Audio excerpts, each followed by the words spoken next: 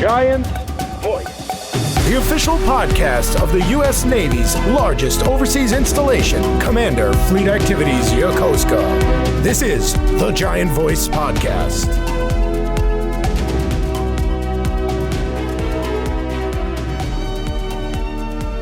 Welcome back to the Giant Voice Podcast. My name is MC2 Hoteling. I hope you're having a great day today. Today we'll be talking about a pretty broad range of subjects, all having to do with PCSing and getting to Yokosuka for the first time. So if you're nervous, if you maybe don't know what to do, where to go, this should hopefully point you to some pretty reliable resources that can help you on your journey here and make the PCS process a bit more smooth. Everybody has their kind of ups and downs when it comes to PCSing and just getting through that process. I know it was pretty hard for me too. So we've broken up the episode today into 4 different subjects, kind of ranging from different aspects that have to do with the PCS process. We'll be inviting a lot of experts onto the show to talk about what they know, what are some common misconceptions that people have about the PCS process. I know that there sometimes can unknowingly be a lot of misinformation that gets spread. So we're hopefully trying to curb that and focus on getting the right messages out. So our first topic today will be about contacting sponsors, and we'll be talking about the Sponsorship on Demand program. Our second topic today will be about early pet quarantine processes. Our third topic today will be about overseas medical screenings. And our last topic today will be about passport requirements and processes. And without further ado, here's our first topic. We'll be speaking about contacting sponsors and the Sponsorship on Demand program. I hope you enjoy.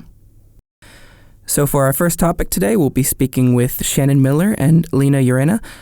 They both work at the Fleet and Family Support Center, and we'll be speaking about sponsors and Sponsorship on Demand. Welcome to the show, guys. Thank you for having us. Tell me a little bit about yourself. How's life been at the Fleet and Family? Well, fine. Again, this is Lena Urena. I'm a work and family life specialist here at Fleet and Family Support Center here on CFA. I've been a military spouse for 17 years. Wow. But I've been with Fleet and Family for about a year or so. And we'll still be here for a little while longer, but that's it. Yeah, just here to help the families here on base and assisting our service members and our family members as much as possible. It's nice to meet you. And hi, I'm Shannon Miller.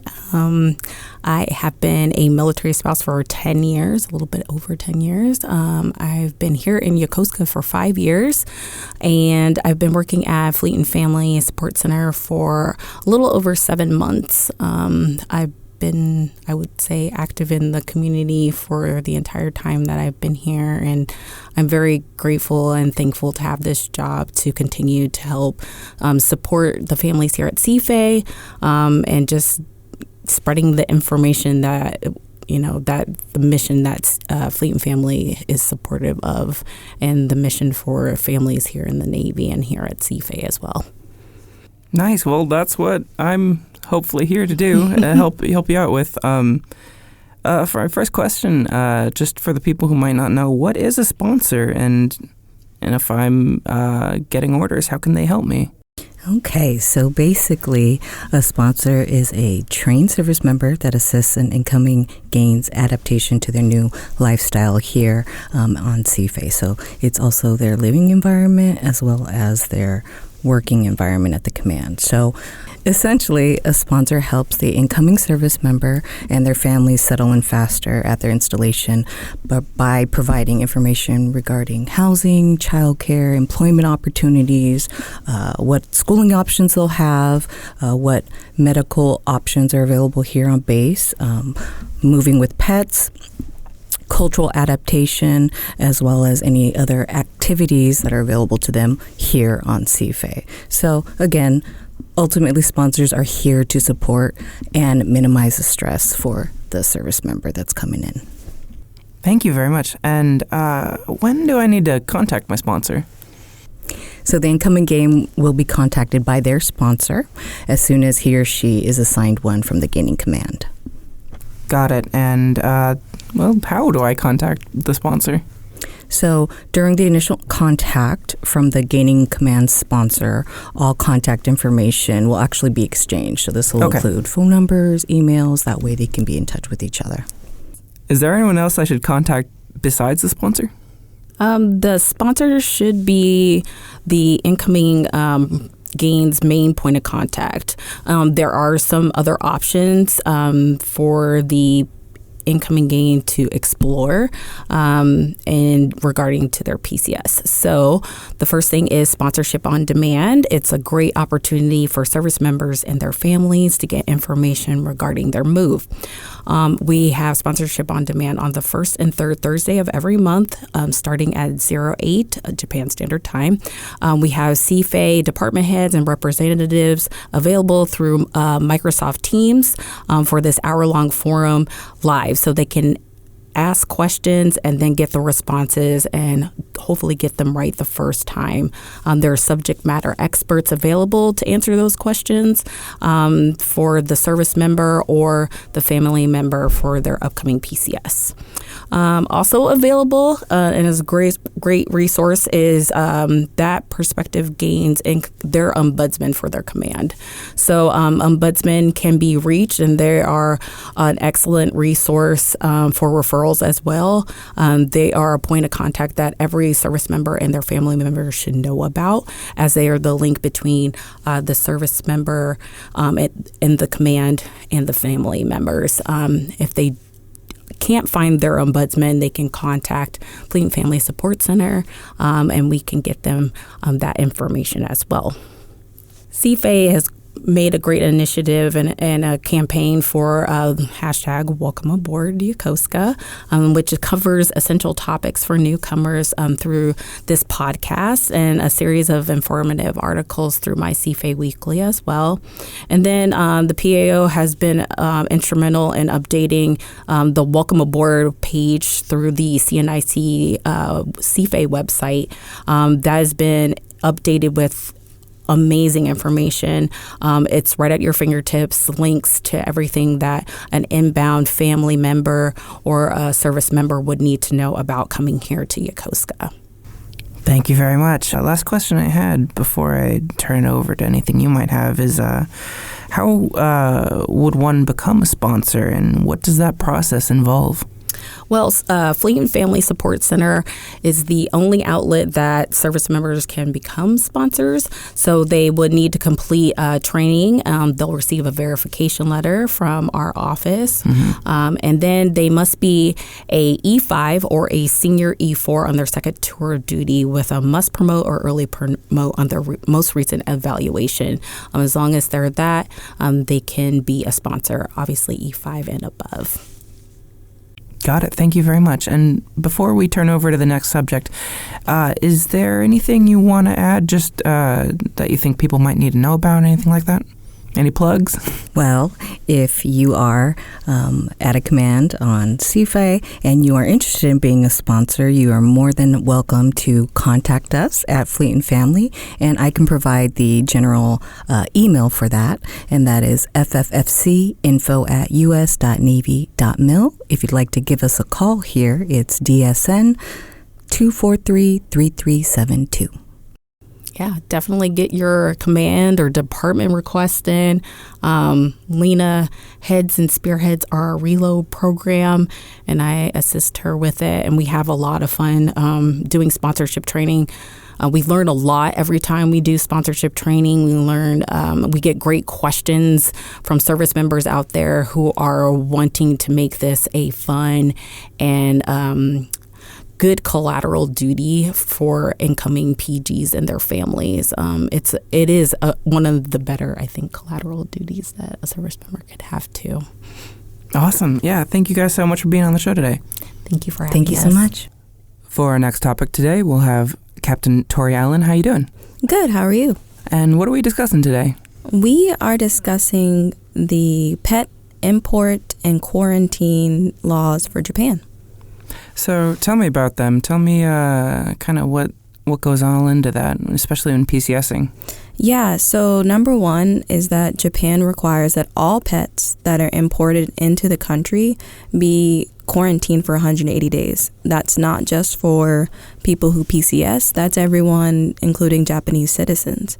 And so when it comes to PCSing and you get your orders, there are a few things that you have to do in order for you to get into the country and kind of make a seamless transition. What are some of the requirements that go into that? So number one is the pet needs to be microchipped. We now have called ISO compliant microchips. Majority of microchips today are ISO compliant. The next step is making sure that they have 2 rabies vaccines. So the first rabies vaccine actually has to be done 91 days or older. It's very specific here. It's not as specific in other countries, but for Japan, it is 91 days or older. The second vaccine must be done 30 days after or in a normal rabies vaccination schedule, as long as there are no lapses. Once those are complete, they get what's called a FAVN, which is a rabies titer. At the time of the blood draw for the rabies titer, that begins the 180-day quarantine period. Basically, this states to Japan that this animal does not have rabies and has not gone anywhere to contract it in that time period. So if the quarantine isn't done stateside, what are the options for doing quarantine in Japan? So if you get your orders late and you're unable to do the 180 days at home with your pet, when you get here to Japan, you have 3 options.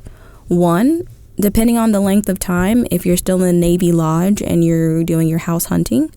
2, if you're going to be on base living, then you can quarantine with your pet on base. 3 is to use the next kennel. It has a limited amount of space, so you can try there, or a home share. It's basically where people will offer their homes. If they don't have pets themselves and they live on base, they can watch your pet for you. Now, the big thing is that your pet cannot leave the base, because we have worked in agreement with the government of Japan stating we're doing a working quarantine on base. So you're not allowed to interact with other dogs or leave the installation. Got it. Thank you. And what are the consequences if someone breaks that quarantine? The biggest one is that we would be violating our contract with the government of Japan, meaning that if it happens consistently, pets would no longer be allowed to PCS with families. Right. Okay, and I'd just like to remind the listeners that more discussion about this topic will be had later in the Welcome Aboard miniseries, where we'll be talking about travel, transportation, just hitting on more aspects about PCSing. Now we'll be moving on to our next topic, and today we have with us HM1 Samo and Lieutenant Horning. Welcome to the show. Both here to discuss the overseas medical screening and why it's so important to get that done. Could you tell us a little bit about that? Sure. So overseas medical screening is a pretty comprehensive review of your medical status and the care that you receive, you and your dependents.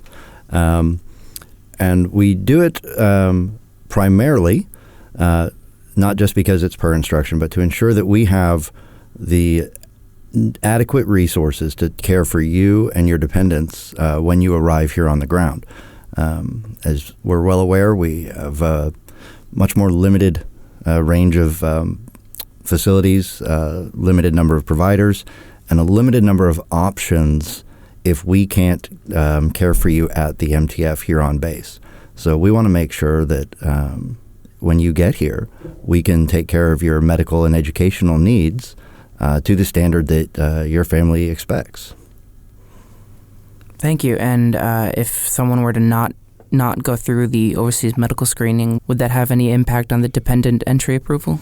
Yes. So the dependent entry approval is issued after recommendation from medical. So if somebody were not to go through the dependent medical screening, they would not be able to be command-sponsored here OCONUS. That would affect their ability to register for TRICARE overseas, and it would affect their ability to get a SOFA status stamp in their passport. So if a family member wanted to visit, they don't need to necessarily do an overseas medical screening. They could come and do a normal visa to visit Japan, and that would be fine. But if they wanted to live here, they really need to complete this overseas screening process. It's critical for housing, medical care, education, and SOFA status. Thank you. And it's required for all dependents, right? It is. Okay. Well, when should you start the screening? At one point in the PCS process? To avoid hyperbole, I'm going to say the day you get your orders. There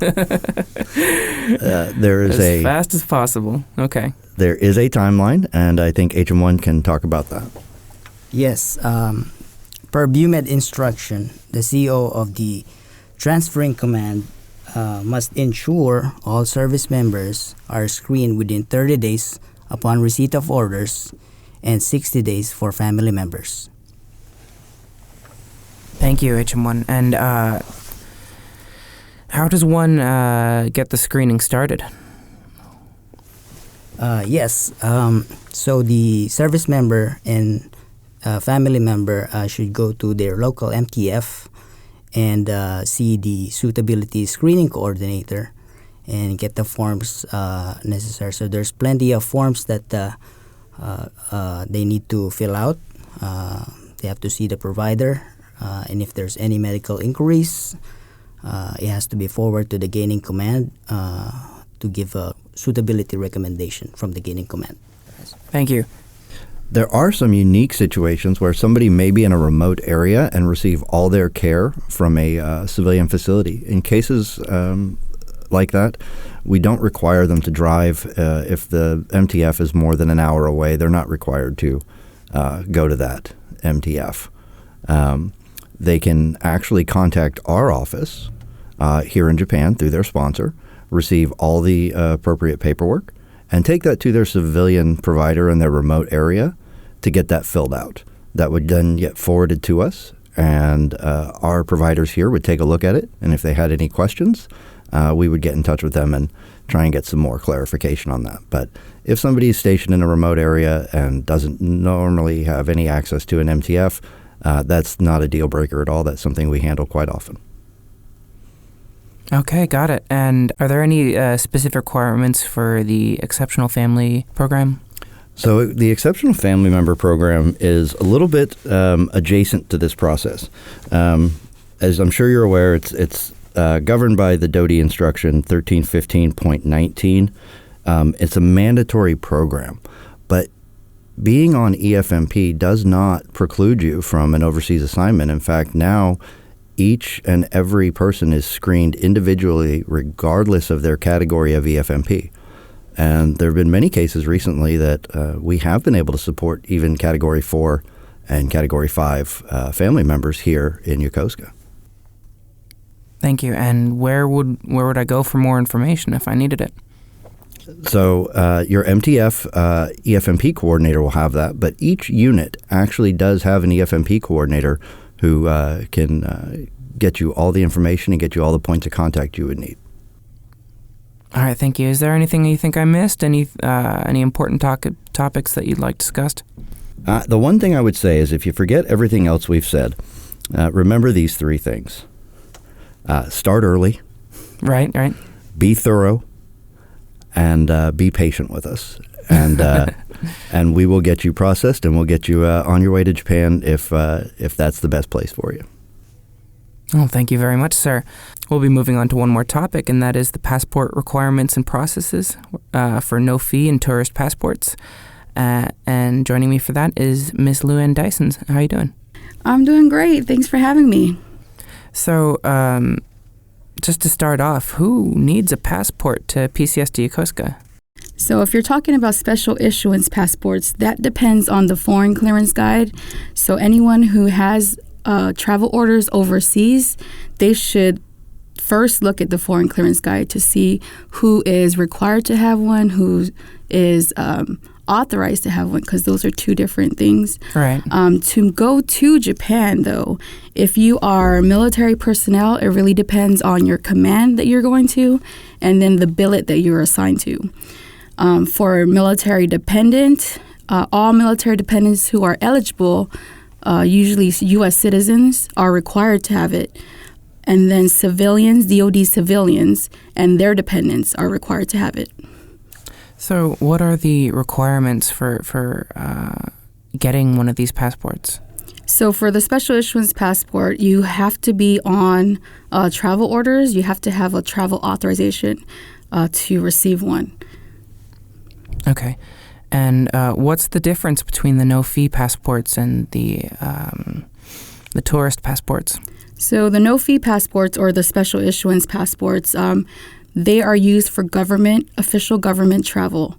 And then the tourist regular fee passports, those are used for personal leave travel. Thank you. Do you need a no-fee passport to travel to Japan? Or do you just need to have one signed up for? So per the Foreign Clearance Guide for Japan, if you are a military dependent, you do not have to travel with a special issuance passport, but you have to apply before you begin your travel. So that's one big thing that is always like a big question. You can travel with your tourist passport as long as you've applied for the no-fee special issuance passport. When should you start the process for applying for a passport? As soon as you receive your PCS orders, you can apply for the special issuance passport. Don't wait. I see that's a trend. Yeah. Yes, do not wait because it does take, depending on the time of the year, it takes about 6 to 8 weeks for processing time, or 4 to 6 weeks. So usually like the summertime is when it's longer, like 6 to 8 weeks. Right, and then right. like when PCS season starts to die down, then it's like 4 to 6 weeks. So the sooner the better. If you're in Japan currently and your passport expires, where do you go to apply for a new one? So you would go to your nearest government passport office. So if you're in the Yokosuka area or the Atsugi area, it would be the government passport office at the PSD TSC building 1555 on Yokosuka main base. There are other bases that you can look up their passport office information. Thank you. And what if you've either gotten married or had a kid? How would you process their passport? So if you have an eligible dependent, a U.S. citizen dependent, you can definitely stop by the government passport office and ask for a checklist on what is required, or you can email our group email address, m-yo-psdpassport@fe.navy.mil, and we will definitely send you a reply with the checklist. Thank you. Well, that just about hits all the topics we needed to discuss today. Hope you learned a little something about the PCS process. I know it can be a bit difficult to find out what or who you need to talk to and how to get the ball rolling. If you have any questions about the PCS process, or you're coming to Yokosuka and need to know a little bit about what to expect, check out our CNIC page at cnrj.cnic.navy.mil. Then you'll select Yokosuka from the drop-down menu. If you have any suggestions or inquiries, send us an email at yokosukareport@gmail.com or message the Commander Fleet Activities Yokosuka Facebook page. Thanks for listening, and I hope you have a great day. The Giant Voice Podcast is a production of Commander Fleet Activities Yokosuka Public Affairs Office. The views expressed in this podcast do not necessarily reflect the policy of the Department of the Navy or Department of Defense. Thanks for listening.